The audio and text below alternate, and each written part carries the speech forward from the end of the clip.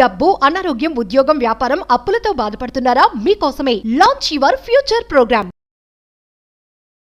నమస్కారం అండి, డాక్టర్ శ్రీ ఆచార్య అనంతకృష్ణ స్వామి గారు. నమస్కారం.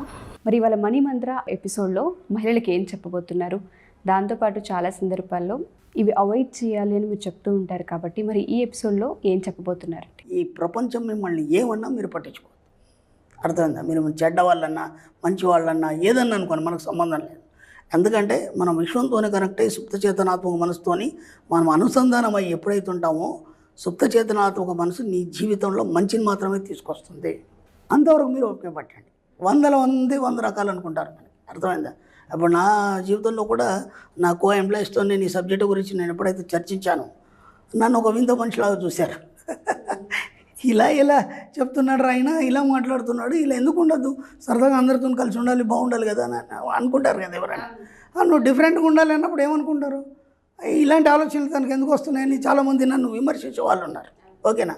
ఆ విమర్శలు ఆ సద్విమర్శలుగా మార్చి అందరు నవాయిపు చూసే విధంగా నా జీవితాన్ని నేను మార్చుకున్నాను. అలాగే మీరు మార్చుకోవాలి. మార్చుకోవాలన్నప్పుడు ముందు ఏం చేయాలంటే గంభీరంగా ఉండడం నేర్చుకోండి. ఓకేనా? వీలైనంత గంభీరంగా ఉండాలి, హుందాగా ఉండాలి. ఓకేనా? ఎలా ఉండాలంటే ఇతరులు మీతో మాట్లాడాలని తహతహలాడాలి. ఓకే? మీతో కలిసి పని చేయాలని తహతహలాడాలి. ఓకేనా? మీ సలహాలు తీసుకోవాలని అందరు తహతహలాడాలి. ఆ స్థాయికి మీరు వెళ్ళిపోవాలన్నప్పుడు ముందు మీరు ఇవన్నీ పాటించినప్పుడు ఆ గంభీరత్వం అనేది వస్తుంది మీకు. అర్థమైంది? ఎవరితో పడితే వాళ్ళతో మాట్లాడి అది ఏదో సమస్యలు తీర్చినట్టు, ఏదో మీరే పెద్ద ఇదైపోయినట్టు అవన్నీ ఫీల్ అయిపోయినాం. ఇప్పుడు ఆ సమస్యలన్నీ మీ సబ్కాన్షియస్ మైండ్ గ్రహిస్తుంది. నా దగ్గర ఒక ఆవిడ వచ్చింది, అపాయింట్మెంట్ తీసుకొని, పర్సనల్ అపాయింట్మెంట్ తీసుకొని వచ్చేసి, ఆ గురుగారు మీ వీడియోలు వింటున్నాను. ఓకే, బ్రహ్మాండంగా ఉన్నాయి వీడియోలు. ఓకే, నాకు పాజిటివ్ మైండ్ అలవాటు అయిపోయింది. ఇప్పుడు నేను మా గల్లీలో లీడర్ని నేను. ఓకేనా? స్టేట్ లీడర్స్ ఉంటారు కదా, వాళ్ళ సమస్యలు ఏవైతుంటారు. ఇప్పుడు నా దగ్గరకు వచ్చిన ప్రతి వాళ్ళు కూడా నెగిటివ్సే చెప్తారు. పాజిటివ్ ఏం చెప్తారు? నాకు ఇది కావాలనో, లేకపోతే ఇది లేదను, లేకపోతే వాళ్ళతో గొడవ అయిందను, మీరే ఇచ్చేయాలను. నెగిటివ్ తప్ప పాజిటివ్ అని చెప్పారు. నేను ఇది సంపాదించిన మాత్రం ఎవరు చెప్పారు కదా. కాబట్టి ఆ నెగిటివ్స్ ఉండడం వల్ల మళ్ళీ నా సబ్కాన్షియస్ మైండ్ డిస్టర్బెన్స్ అయిపోయి మళ్ళీ నెగిటివ్ని మాత్రమే తీసుకోవడం జరుగుతుంది. ఇప్పుడు నేనేం చేయాలి అందా? మీ సబ్జెక్ట్ ఓకే, నేను 2 సంవత్సరాల నుంచి పాటిస్తున్నాను, బాగానే సంపాదించుకున్నాను, అంత బాగుంది. ఇప్పుడు సంపాదన పోయింది, నెగిటివ్స్ ఎక్కువ అయిపోయినాయి. అంటే ఉన్న బలంగా మీరు ఏదో స్ట్రీట్కి లీడర్ చేశారు, మీరు బాగా అన్ని మాట్లాడతారని చేస్తారు, మా అందరికీ కొద్దిగా ఒక ఇదాన్ని ప్రదర్శించండి. ఇప్పుడు ఏమైపోయింది? నా సంపాదన పోయింది. ఎందుకు పోయింది నాకు తెలుసు. ఎందుకంటే ఇంతకుముందులాగా నేను డబ్బు సంపాదించడానికి టైం కేటాయించట్లేదు. ఓకేనా? అలాగని చెప్పేసి సమస్యలు ఎక్కువ అయిపోయినాయి. ఇప్పుడు నేనేం చేయాలి? చక్కని ఎగ్జాంపుల్ చెప్పాను. ఒక వజ్రం ఉంది. ఓకే, వజ్రం ఉంది, వజ్రం చుట్టూ పలకలు ఉన్నాయి. ఓకే, ఆ పలకల మీద ఎన్నో దృశ్యాలు పడతాయి. అవి పలకల మీద పైన ఉన్నాయా, వజ్రం లోపలికి వెళ్ళాయా? పైన ఉన్నాయి, వజ్రం లోపలికి వెళ్ళలేదు. నేను అదే చెప్పాను, అవన్నీ అక్కడనే వదిలిపెట్టేసి ఇంటికి రండి. ఎందుకంటే అది అక్కడ మట్టుకే, ఆ సమస్యలన్నీ అక్కడ మట్టుకే. మీ డోర్ దాకా వచ్చేసరికి ఒకసారి విదిలించేయండి వాటన్నిటిని. మీరు వజ్రం లాంటి వాళ్ళు కదా, ఈ సుప్త చేతనాత్మక మనసుని ఎవరైతే పట్టుకున్నారో వాళ్ళు వజ్రం లాంటి వాళ్ళు.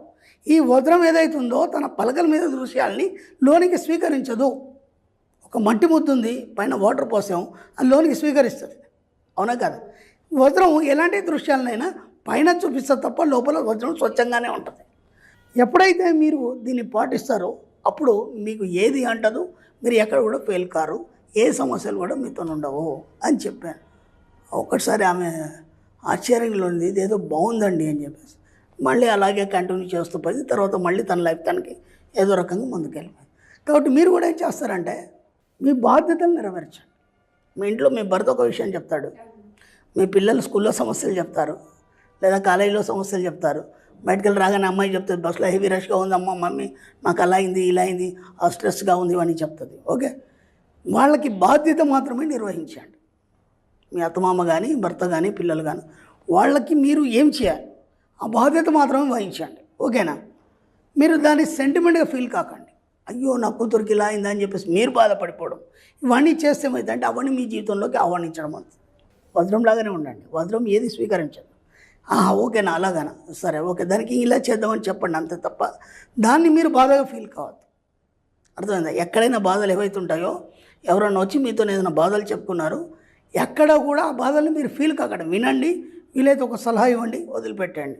అయ్యో పాపం అలా అయిందా ఇలా అయిందా. నేను ఇంతకుముందు కూడా ఒక వీడియోలో చెప్పాను, ఒక వ్యక్తిని చూసి ఇతను బాధపడి ఓకే ఒక అంగవికలుని ఊకే పదే పదే ఊహించి అతని గురించి బాధపడి ఇతనికి యాక్సిడెంట్ సేమ్ అది యాక్సిడెంట్గా జరగడం జరిగింది అని.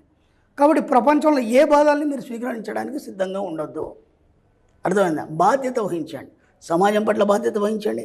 భార్యలాగా మీరు ఏం చేయాలో చేయండి, పిల్లలకి తల్లిలాగా ఏం చేయాలో చేయండి, అత్తమామలకి ఏం సేవలు చేయాలో చేయండి. అందరు చాలా చక్కగా చూసుకోండి, కానీ దాన్ని మీరు ఫీల్ అవ్వకండి. ఇది చాలా కష్టం కదా, అవునా కదా? అలా ఉన్నప్పుడే మీరు అనుకున్న సాధిస్తారు. మీరు చూడండి, గొప్ప గొప్ప డైనమిక్ లేడీస్ ఉంటారు, వాళ్ళు ప్రార్థనలు వేస్తారు, వెళ్ళిపోతారు, వాళ్ళ పని ఏదో చేసుకుంటారు. మీడియాలో వస్తుంది వాళ్ళ గురించి, మంచి వస్తుంది చెడు వస్తుంది ఏమవుతుంది అసలు ఏమీ పట్టించుకోరు. వాళ్ళ పని వాళ్ళు చేసుకుంటూ పోతారు. అర్థమైందా? చాలా గొప్ప మందిని చూశాను నేను. అసలు వాళ్ళు ఎలా ఉంటారంటే అసలు వీళ్ళు మనకు అందుతారా, మన ఆలోచనలకు అందుతారా అనే లెవెల్లో ఉంటారు. వాళ్ళకి ఇలాంటివి ఏమీ ఉండవు. కాబట్టి వాళ్ళు అనుకున్న స్థాయిని వాళ్ళు చేరగలిగారు. అర్థమవుతుందా? కాబట్టి బాధ్యత వహించండి, దాన్ని సెంటిమెంట్గా ఫీల్ అవ్వకండి. ఆ బాధల్ని మీరు మీ యొక్క మనసులోకి ఎక్కించుకోకండి. ఇంట్లో వాళ్ళే కావచ్చు, బయట వాళ్ళే కావచ్చు, సమాజంలో కావచ్చు, ఏదైనా కావచ్చు. వాటిని చూసి మీకు వీలైతే హెల్ప్ చేయండి, లేదంటే సైలెంట్ చెప్పండి, థ్యాంక్ యూ యూనివర్స్ అని చెప్పండి, నిశ్శబ్దం వహించండి. అంతే తప్ప వాటిని ఫీల్ కాకండి. ఫీల్ అయితే ఏమవుతుంది, మీరు బాధపడిపోయి మదన పడిపోయి ఏడవడం అనేది జరుగుతుంది. అందుకే నేను స్టార్టింగ్లోనే చెప్పాను, ఆడవాళ్ళు చాలా సున్నిత మనస్కులు, ప్రతి చిన్నదానికి ఫీల్ అయిపోతారు, ఏడుస్తారు అని చెప్పేసి. అవునా కదా? ఇక్కడ ఏమైపోయిందంటే మీ ఫ్రీక్వెన్సీ లెవెల్ అనేది చాలా లో లెవెల్లో ఉంది. కాబట్టి కొందరు ఉంటారు ఒక చిన్న మాట అంటే ఏడ్ చేస్తారు, ఓకేనా? కొందరు ఉంటారు రివర్స్లో మాట్లాడతారు, కొందరు ఉంటారు సమస్యను సాధిస్తారు. 3 రకాలు ఉన్నారు ఇక్కడ. అర్థమైందా? సమస్యను సాధించే వాళ్ళ హై ఫ్రీక్వెన్సీ, వాళ్ళ మైండ్ ఆ మానసిక చైతన్య స్థితి చాలా ఉన్నత స్థాయిలో ఉంది. అర్థమైందా? మాటిమాటికి ఏడుస్తారు కదా, లో లెవెల్లో ఉంటుంది. అర్థమైందా? నా దగ్గరకు ఒక అమ్మాయి వచ్చింది, ఇలాగే వచ్చిన తర్వాత ఆమె ఫ్యామిలీ బ్యాక్గ్రౌండ్ చెప్తూ నా పరిస్థితి ఇలా అయింది, నన్ను ఎవరు కూడా ఆదరించట్లేదు అని ఏడ్చింది. ఎప్పుడేమైంది, ఆమె చైతన్య స్థాయి, మానసిక చైతన్య స్థాయి చాలా లో ఫ్రీక్వెన్సీలో ఉంది. ఓకేనా? నేను గట్టిగా బెదిరించాను, అమ్మా ఎందుకు ఏడుస్తున్నావు, ఏమొచ్చిందని ఏడుస్తున్నావు, ఎవరి దగ్గర ఏడుస్తున్నావు నువ్వు అన్నాను.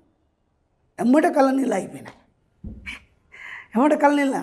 నేను అలా మాట్లాడతాను అనుకోలేదు, ఎందుకంటే ఇప్పుడు ఒక బాధ మీ దగ్గరికి చెప్పడానికి ఎవరైనా వచ్చారనుకోండి, మీరేం చేస్తారు, ఓహో అలాగా అలా అయిందా, మరి మీరేం చేస్తారు, అయ్యో పాపం అనగానే ఆ బాధ ఇంకా ఊపికొస్తుంది.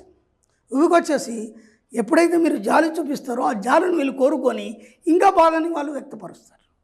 అర్థమైంది? ఇప్పుడు నేను అలా గట్టిగా అనేసరికి ఒక్కసారి ఆ మైండ్ ఫ్రెష్ అయిపోయి, ఇదేంట్రా నేను ఏదో అనుకొని వస్తే ఈయన ఇలా అన్నాడు, ఇప్పుడు నా బాధని ఎవడు వినాలి, నేను నా పరిస్థితి ఎలా ఇది కావాలి, ఆ యొక్క ఆలోచనలో అప్పుడు నేను చెప్పేది ఆమె వింటుంది. అర్థమైందా? విన్న తర్వాత ఒక 10 నిమిషాలు కౌన్సిలింగ్ ఇచ్చాను, ఇది అమ్మా అని చెప్పేసి. ఎందుకు బాధపడతామా, ఏమనుకుంటున్నావు, ఇలాంటి వాళ్ళు చాలామంది వస్తారు, ఈరోజు ఏ స్థాయిలో ఉన్నారో ఆ స్థాయిలో ఉన్నారు, కొన్ని ఎగ్జాంపుల్ చెప్పేసి ఇంకోసారి నా ముందుకు వస్తే ఏడవద్దు, ఏడుపు అనేది ఇక్కడికి వదిలిపెట్టండి, ఇక మళ్ళీ జీవితంలో ఎప్పుడు ఏడవద్దు. మీరు నమ్మండి, తర్వాత 2-3 సార్లు వచ్చింది, ఆమె నవ్వుకుంటూ వచ్చింది, సమస్యలన్నీ సాల్వ్ అయిపోయినాయి, ఆమెనే ఒక స్థాయికి వెళ్ళిపోయింది, బ్రహ్మాండంగా సంపాదిస్తుంది. ఎలా సాధ్యమైంది? ముందు మిమ్మల్ని మీ మీద ఎవరు జాలి పడాలని కోరుకోకండి. కోరుకున్నారంటే మీరు ఇక పైకి ఎదగలేరు మీరు. కాబట్టి ఇవన్నీ మెల్లిగా అలవాటు చేసుకోండి. అలా ఒక్కొక్కటిగా మీరు ఎప్పుడైతే బయటకు వస్తారో ఆ సబ్జెక్ట్ని పట్టుకోవడం అనేది జరుగుతుంది. ఎప్పుడైతే సబ్జెక్ట్ని పట్టుకుంటారో మీరు కావాల్సినవన్నీ పొందడం జరుగుతుంది.